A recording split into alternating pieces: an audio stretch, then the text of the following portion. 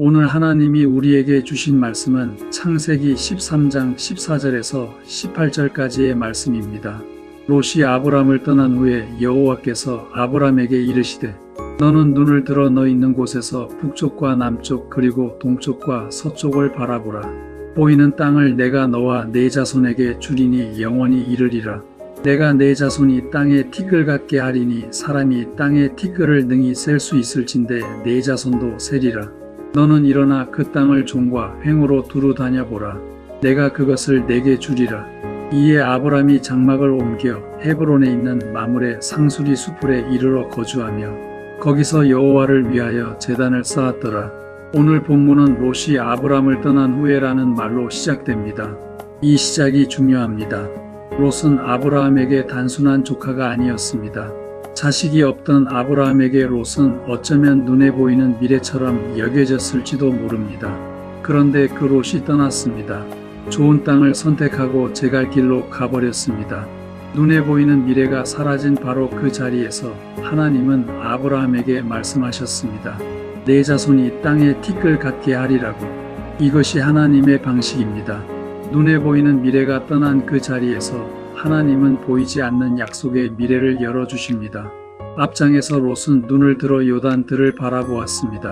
그가 본 것은 지금 당장 눈앞에 있는 물 많은 땅이었습니다. 자기 유익의 눈으로 바라보고 좋은 것을 선택하여 떠난 것입니다. 그런데 오늘 본문에서 하나님은 아브라함에게 말씀하십니다. 너는 눈을 들어 북쪽과 남쪽, 동쪽과 서쪽을 바라보라. 롯의 바라봄과 아브라함의 바라봄은 다릅니다. 롯은 자기 눈으로 지금 좋은 것을 보았습니다. 아브라함은 하나님의 약속 안에서 사방을 바라봅니다. 롯이 본 것은 지금 눈앞에 있는 현실이었습니다. 아브라함이 보아야 했던 것은 하나님이 장차 이루실 약속의 땅이었습니다.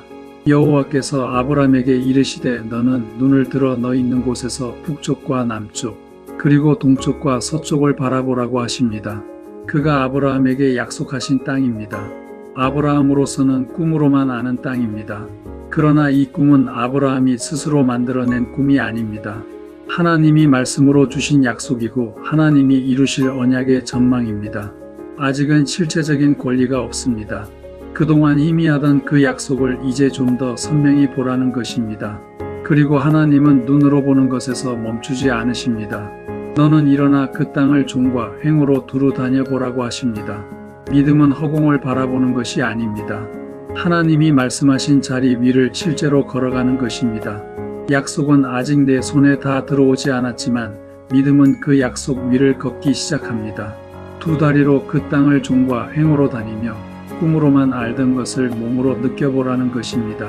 지금 그 땅에 어떤 일이 있었든 앞으로 어떤 일이 일어나든 그 땅은 약속하신 그대로라고 하시는 말씀입니다. 더구나 하나님은 아브라함이 알던 그 꿈을 확장해 주십니다. 더 큰 꿈이 되게 하시는 것이 아니라 그 꿈이 얼마나 위대한 것인지 더 알게 해주십니다. 이 꿈은 단순히 그 지역의 땅을 아브라함과 그의 후손들이 차지한다는 것 이상입니다. 하나님께서는 장차 이 땅에서 이루어질 일에 대해서 아브라함에게 말씀하시기 시작합니다. 내 눈이 지금 보는 그 땅, 내 발이 밟고 다니는 그 땅을 내가 너와 네 자손에게 주리니 영원히 이르리라고 하셨습니다. 그뿐이 아닙니다. 내가 네 자손이 땅에 티끌 같게 하리니 사람이 땅에 티끌을 능히 셀 수 있을진대 네 자손도 세리라고 하십니다. 이 땅에서 이런 일들이 일어난다는 것입니다. 이것은 아브라함이 분발해서 할 일이 아닙니다. 이것은 하나님이 하실 일입니다. 하나님이 이 땅에서 아브라함과 그의 후손들을 사용하셔서 이루실 일들입니다. 이 일에는 아브라함의 자손들이 번창하여 능히 셀 수 없을 정도의 나라를 이루는 일도 포함이 됩니다. 또 이 일은 이 세상의 시간과 역사를 넘어 영원까지 이르는 신성한 영역의 일까지도 포함됩니다. 솔직히 지금 아브라함은 매우 섭섭한 마음입니다. 마음이 불편합니다. 하나님께서 이 말씀하시기 직전에 아브라함은 매우 실망스러운 일을 당하였습니다. 조카 롯 때문입니다. 아브라함과 조카 롯의 가축들이 많았기 때문에 그들은 서로 지역을 나누어야 했습니다. 아브라함은 롯에게 네가 좌하면 나는 우하고 네가 우하면 나는 좌하리라 하면서 조카에게 먼저 땅을 선택하게 했습니다. 그러자 조카 롯은 덜컥 좋은 땅을 갖겠다고 했습니다. 강을 끼고 있는 동쪽 요단 지역입니다. 그곳은 물이 넉넉한 땅이었습니다. 그렇게 그 좋은 땅을 쏙 차지하고는 가버렸습니다. 그래서는 안 됩니다. 좋은 땅, 거친 땅을 반반씩 나누어야 합니다. 그런데 자기를 잘 따르던 조카는 좋은 땅만 가져갔습니다. 이것이 아브라함이 처한 냉정한 현실입니다. 그가 받은 약속과는 다릅니다. 언약과도 다릅니다. 하나님을 따라 이 땅에 왔어도 현실은 이렇게 섭섭하고 실망스럽습니다. 이런 상황에서 지금 하나님은 아브라함에게 나타나셔서 그를 위로하시는 것입니까? 그 마음을 달래시려는 것입니까? 아니면 그가 잘했다고 보상을 해주시는 것입니까? 그렇기도 할 것입니다. 그런 의도가 전혀 없다고는 할 수 없을 것입니다. 그렇더라도 그것이 전부는 아닙니다. 아브라함은 조카 롯에게 그 땅을 양보했지만 하나님은 아시는 그 진정한 의미를 아브라함은 아직 잘 알지 못하고 있습니다. 그 순간이 얼마나 중요하고 큰 발걸음이었는가 하는 것입니다. 하나님은 그것을 아시고 아브라함에게 나타나신 것입니다. 그리고 그 약속에 한 걸음 더 다가가게 하십니다. 더 큰 확신을 가지게 하십니다. 더 마음을 설레게 해주십니다. 이전 것에 매여서 낙담하지 않게 하십니다. 하나님께 약속을 받은 사람, 하나님과 언약을 맺은 사람은 그 약속을 자기 주도적으로 밀고 나가는 사람이 아닙니다. 하나님이 주신 약속은 하나님이 주도적으로 이루십니다. 이 꿈은 아브라함으로서는 꿈이지만 하나님으로서는 그의 계획입니다. 아브라함에게는 불가능한 일이지만 하나님께는 이루실 일입니다. 아브라함의 능력이 닿지 않는 계획입니다. 그러므로 아브라함이 그 계획을 주도한다는 것은 가당치도 않은 일입니다. 이것은 아브라함에게는 큰 복이 되는 것이지만 하나님으로서는 꼭 이루어야 하시는 그의 계획입니다. 이런 일은 하나님이 주도하십니다. 아브라함은 하나님과 인류 사이에 서서 하나님의 계획이 이루어지도록 사용되는 선한 도구일 뿐입니다. 아브라함은 이런 사실을 아는지 모르지만 이제 조금씩 이 모든 일에 눈이 떠지고 있습니다. 이 본문에서 하나님께서 아브라함에게 하신 말씀에 이런 사실들이 드러납니다. 이런 일은 아브라함이 손도 댈 수 없는 일이라는 것입니다. 그래도 그의 눈에 보이는 그 땅을 다 차지하는 것은 아주 불가능하지는 않습니다. 세상에는 그 땅보다 훨씬 더 광활한 땅을 차지하는 정복 군주들도 늘 있었기 때문입니다. 그러기에 그런 정도의 땅은 아브라함의 노력으로 차지할 수도 있을 것입니다. 그러나 그의 자손이 능히 셀 수 없을 만큼 많아지는 것은 그보다는 더 어려운 문제입니다. 현재 아브라함은 75세가 넘었는데 아직도 자식 소식이 없고 세월이 갈수록 점점 더 약속과 멀어져 가기 때문입니다. 지금 아들을 낳는다고 해도 그의 생전에 그의 식구가 50명도 채 되기가 어려울 것입니다. 그런데 이보다 더 어려운 과제가 남아 있습니다. 그 땅을 영원히 그의 자손들이 차지하게 된다는 것입니다. 이것은 절대적으로 불가능한 것입니다. 어떤 대제국의 왕도 영원히 그 땅을 차지할 수는 없었습니다. 아무리 오래 한다고 해도 1000년은 할 수 없고 10,000년은 더욱 할 수 없습니다. 그런데 그 땅을 차지하는 일이 어떻게 영원에 이르기까지 할 수 있겠습니까? 이것은 무한에 속한 것입니다. 유한한 인간의 일이 아닙니다. 이런 것은 하나님께 속하는 것입니다. 그러기에 하나님은 이런 약속을 하실 때 하나님 주도적으로 말씀하십니다. 이를테면 12장 2절에서 내가 너로 큰 민족을 이루고 내게 복을 주어 내 이름을 창대하게 하리니라고 하십니다. 이 모든 말의 주어는 하나님이십니다. 하나님이 이 일을 주도적으로 하신다는 것입니다. 아브라함은 최선을 다해 받을 뿐입니다. 이 모든 것을 받기 위해서 열심히 하나님을 따라가야 합니다. 또 낙심하거나 다른 것에 한눈 팔지 않도록 그만을 바라보아야 합니다. 이런 일에 의심을 품고 포기하지 않도록 확실히 믿어야 합니다. 아브라함이 해야 할 일은 이 일을 이루는 것이 아니라 하나님께서 이루시는 그 일을 받는 일입니다. 오늘 본문에서도 하나님은 그런 방식으로 말씀하십니다.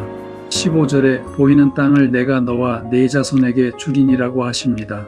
16절에서도 내가 네 자손이 땅에 티끌 같게 하리니라고 하십니다. 아브라함이 할 일은 하나님이 하시는 그 일을 받아서 누리는 것입니다. 그것을 잘 받을 수 있도록 하나님을 떠나지 않고 그에게 순종하는 것입니다. 하나님이 아브라함에게 약속하신 이 꿈은 현실적으로 전망이 있든지 없든지 상관이 없습니다. 어찌됐든 하나님이 이루시기 때문입니다. 이 꿈이 이루어질 유일한 근거는 하나님이 약속하셨다는 것입니다. 그러므로 하나님께 약속을 받았더라도 믿지 않으면 나와 상관이 없게 됩니다. 그렇다고 언약이 없어진다는 것이 아니라 그 언약을 스스로 포기하는 것이 됩니다. 이스라엘 백성 중에도 믿음을 버린 자들에게는 언약이 이루어지지 못했습니다. 출애굽 1세대들이 그랬습니다. 그러므로 이 꿈은 믿어야 합니다. 하나님의 말씀은 믿으면 이루어지는 것이고 믿지 않으면 그 약속에서 끊어지는 것입니다. 그 약속을 주신 하나님만 신뢰하면 됩니다. 그 하나님이 곧 계산이고 그 하나님이 전망이며 그 하나님이 기준이고 설명입니다. 이보다 더 유리한 전망은 없습니다. 이보다 더 쉽고 명확한 것은 없습니다. 복잡하지 않습니다. 지금 아브라함이 그렇습니다.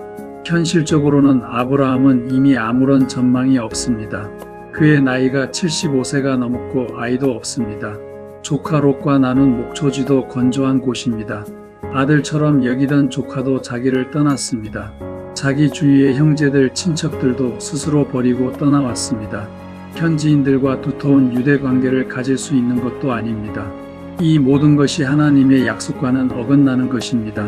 어쩌면 롯이 일찌감치 물이 많은 요단들을 선택하여 소돔 쪽으로 가버린 것은 거스를 수 없는 현실의 높은 벽 때문이었을지도 모릅니다. 이렇듯 현실을 보면 뭐 하나라도 될성 싶은 조건이 없습니다. 그러나 하나님은 아브라함에게 눈을 들어 온 땅을 바라보라고 하셨습니다. 또 온 땅을 종행으로 다녀보라고 하십니다. 설마 하나님이 아브라함에게 남의 땅을 사방 둘러보라고 하셨겠습니까? 설마 하나님이 남의 땅을 종행으로 다녀보라고 하셨겠습니까?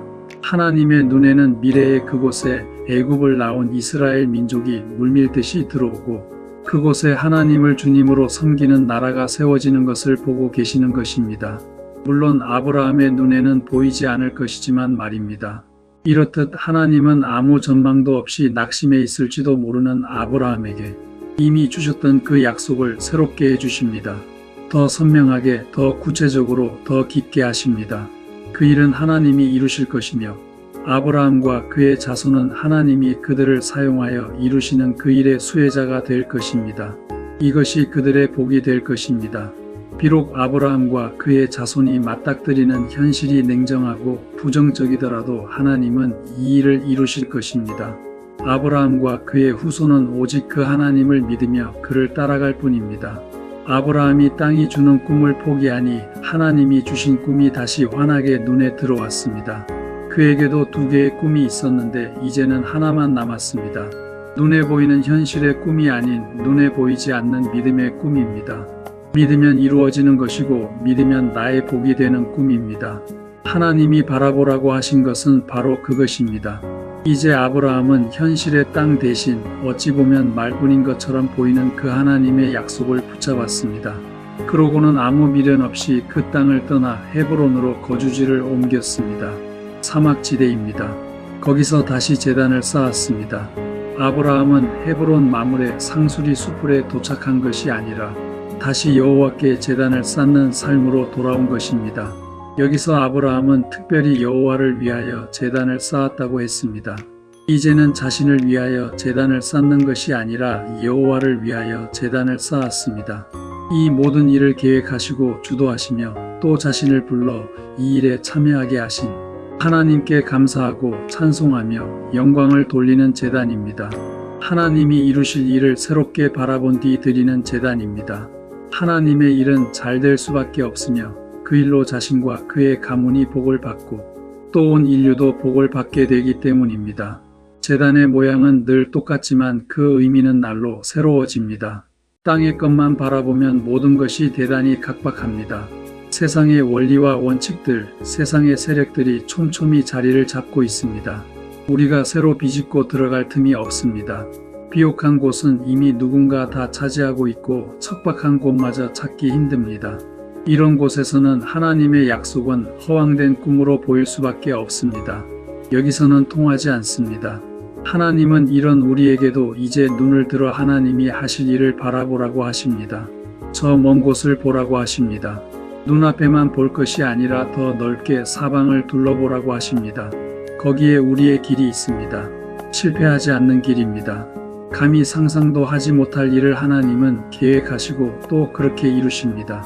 여기서 눈을 떼지 않고 그를 의지하면 우리에게 큰 복이 됩니다. 그러므로 꿈이 두 개면 안 됩니다. 꿈은 하나만 있어야 합니다. 하나님이 말씀으로 주신 꿈입니다. 언약을 근거로 해서 주시는 것입니다.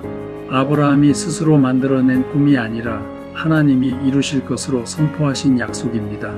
그 꿈을 현실로 알고 그 꿈만을 붙잡고 가는 것이 믿음입니다. 사랑하는 성도 여러분, 하나님은 우리에게도 말씀하십니다. 눈앞의 현실만 보지 말고 눈을 들어 하나님이 하실 일을 바라보라. 낙심 속에 주저앉지 말고 일어나 그 약속의 길을 걸어가라. 그리고 그 길에서 여호와를 위하여 제단을 쌓으라. 그렇게 하는 저와 여러분이 다 되기를 주의 이름으로 축원합니다.